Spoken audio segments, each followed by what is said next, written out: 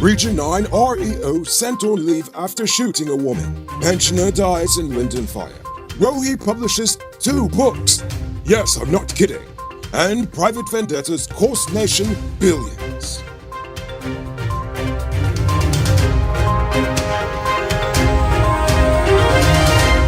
I am Noriko Bulford, and welcome to tonight's edition of Uncut News. Today, Region 9 REO Carl Singh was sent on leave until the investigation into the shooting of a woman in his vehicle is concluded. The police said that investigators are awaiting advice from the Director of Public Prosecutions. Singh was sent on leave based on instructions from the Ministry of Local Government. Already, his replacement, Teolal Rupal, has been flown into Letum. Unfortunately, Rupal is no saint either. Back in 2013, the Region 4 Council had recommended that Rupal be fired from the post of Regional Executive Officer, but the central government had refused to do so. I wonder why. Initially, police had treated the shooting of Emmanuel as an attempted murder, but they soon changed the incident to one of an accidental discharge of Singh's firearm, which is a lie because it's called negligent discharge, as there's no such thing as an accidental discharge. Every gun owner knows that. The Education Ministry wants to reopen schools in September, but the GTU says they aren't ready to go back until they and the ministry can agree on a set of proper safety protocols for both teachers and learners. According to the GTU, they haven't even been fully prepped as to what the reopening plans are to begin with, and with less than 5 weeks remaining until the beginning of school, they said they will not support the reopening effort until they all come to a consensus. Even though much of the country is now dry, flood levels at Kukwani continue to fluctuate, making it some of the worst flooding the community has experienced in its whole history. In fact, it's so bad that some residents of Lamp Island, who have been amongst the most affected, are now contemplating to relocate to other areas. The water level at Kukwani had risen to approximately 8.5 feet and continues to fluctuate over time. As such, residents in the area have been without power for weeks, as water and electricity do not mix. Obviously. The authorities have been pleading with residents to relocate for years in the Lamp Island community, which consists of over 100 residents with approximately 58 homes. Early this morning, tragedy struck in Linton after 83-year-old pensioner Norma Semple perished in a house fire. Police said that Semple lived alone and was by herself at the time of the fire. Neighbors tried to rescue Semple, but the flames were too intense. Firefighters were eventually able to put out the flames, but unfortunately, it was already too late. Her body was later found amongst the debris. Are you one of the chosen few that benefits from duty-free? If yes, check out these amazing vehicles that just arrived at Best Buy Auto Sales. This 2016 Toyota Harrier Grand Sport Edition, this 2014 Range Rover Evoque, and this 2016 Lexus RX 200T are all on sale. They are all fully loaded and come with all modern features. Call or WhatsApp 662-0844 for more info, or visit their showrooms at Lot 171 Peterborough Street, Queenstown, or Lot 2 Lamar Street, and tell them Mariko sent you to get in on a sweet deal. The Georgetown Magistrates Court has withdrawn an arrest warrant that was issued for Principal Director for SPF International, Dorwayne Bess. The warrant was requested by the Guyana Energy Agency after the entity sought to pursue private court action against the businessman in relation to fuel transactions conducted last year. The magistrate was encouraged to withdraw the warrant because it was issued in violation of a mandatory statutory procedure in that the summons requiring you to go to court was not personally served to Bess, and he has since retained the services of an attorney to explore the possibility of bringing a lawsuit against GEA head Dr. Mahendra Sharma in his personal capacity and his capacity as head of the energy agency.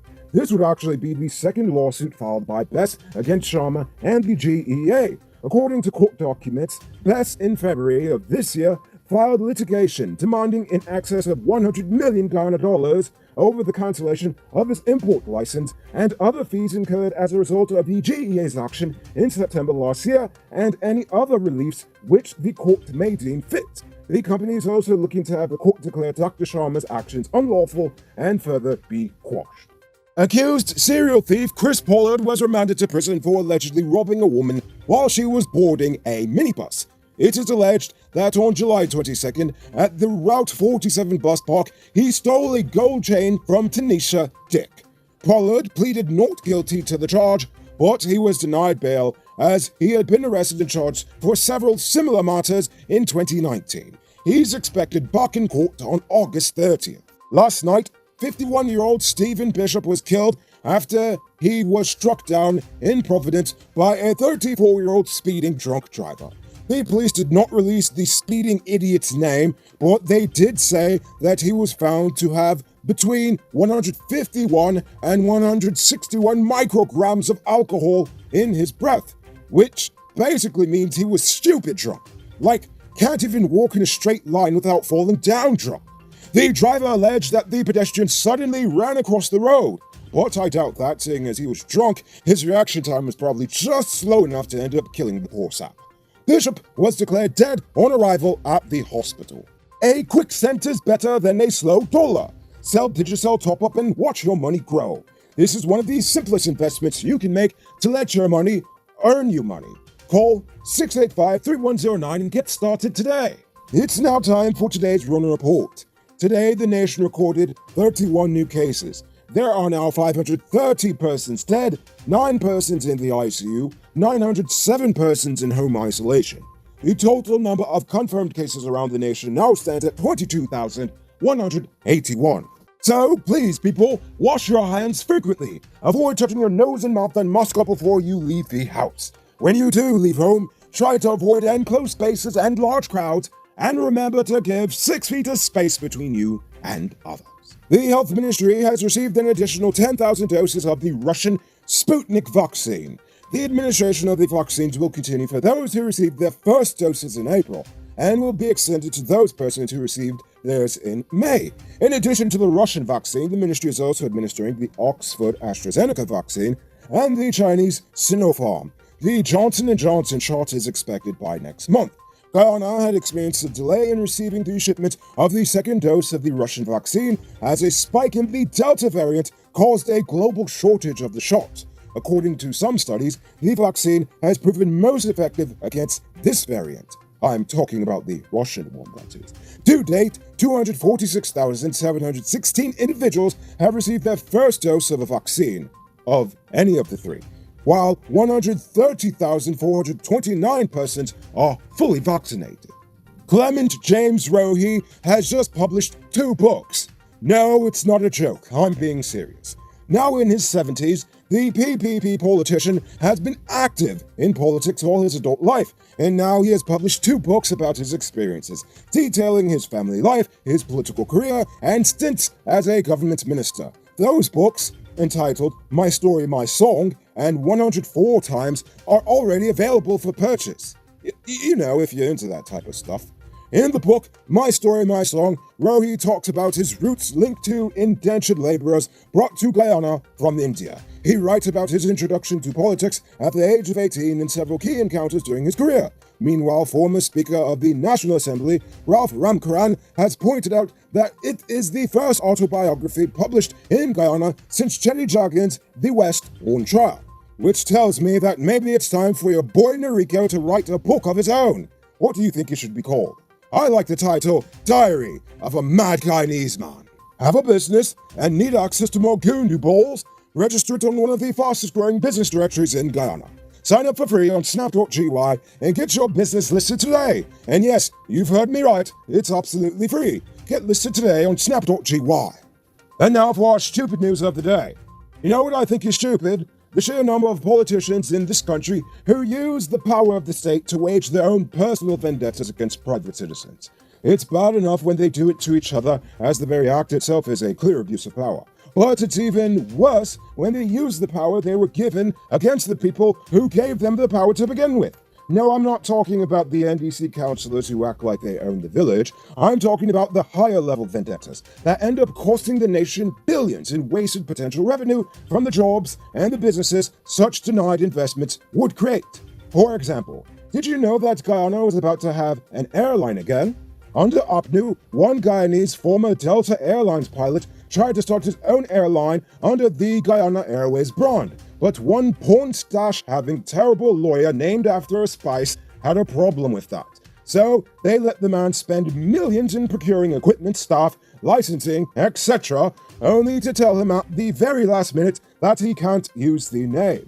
Or even more recently, SPF Petroleum came forward with the persecution they've been experiencing, according to them.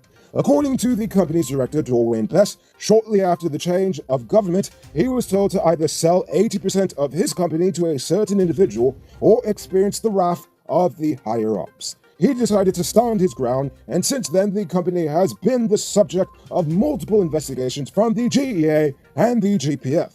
When they couldn't find anything to charge him with, they just decided not to renew his company's license, thus laying billions of investments to waste, and over 300 hard-working Guyanese now without a job.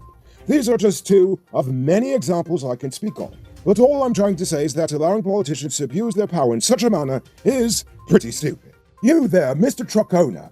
A great place to get high-quality truck parts and engine spares for low prices is Powered Automotive. They stock parts for DAF, Freightliner, Mach, International, and all models of Cummins engines. Visit them at Lot 1161 EE Eccles or call them on 697-0171. Save big on truck parts at Powered Automotive, the #1 heavy-duty truck parts store in Guyana.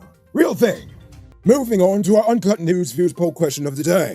Every day we pose a question about current events in the nation, the region, the diaspora, and how you feel it relates to us. So, you give your responses in the comments and we'll read the best ones in the following episode. Friday's question was, what industries should the nation invest in? Hanaman Vilian said, Guyana should improve on the tourism industry, make it safe for visitors and tourists, and implement stiffer penalties to those who steal and hurt visitors. Honestly, they need to make stiffer penalties across the board. And Jay Jairam says, Guyana should invest heavily in the transportation industry, make it affordable and accessible to everyone. Yes, absolutely. Do you know how much I would spend on weekend vacations if we actually had real highways throughout this country? Anyway, so for tonight's question. Should the cash grants for public school children also be extended to private school students? Think about that question and tell us in the comments below. If your response is good enough, we just might feature it in our next episode. Anyway, that's all the time we have for tonight. Check us out tomorrow for another. Until then, I'm Rico Bulford saying good night, folks. Hey, Uncut News viewers, thanks for watching.